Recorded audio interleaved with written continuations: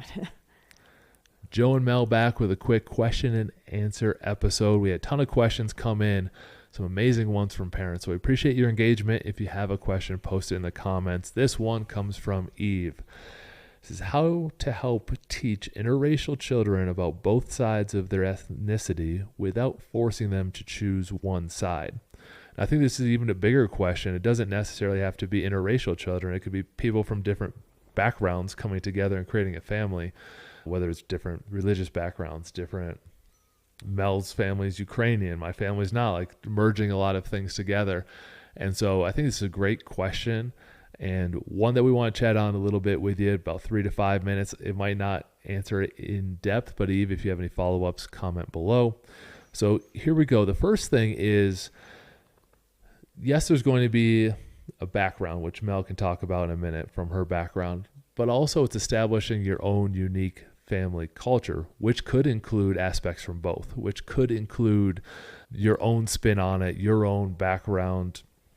And so not making them feel like they are one thing or another outside of your household, but in your household, you are part of this family and this culture, which respects this ethnicity, which respects this ethnicity, which celebrates these things, which celebrates these things, but uniquely together because you are a family unit above and beyond something that is a distinct far background. You can put that in your family culture to start respecting both sides, and you can decide what to integrate or what not. Those will be your choices as a family, which helps establish your unique culture. And I think it sounds like there's a want to continue the ethnicities, to not lose that in the family culture, but to integrate it. So I think a strategy that might work is take some time, whatever the two ethnicities are, takes maybe a month of time as a family, research, learn about these things, figure out what's really special about that and what you want to include. So yes, I grew up Ukrainian. There was a lot of things that we did that was based on that, whether it's food, holidays, anything that we did. And I, as an adult now, I took my most favorite things and I brought it into my family. So I still sing a song in Ukrainian to my littlest one at night. So I think it's cool to take some time, research as a family, and figure out what things you like the best and what you want to integrate. So it's really a choice, but you're still taking the time to respect that ethnicity by taking time to learn about it.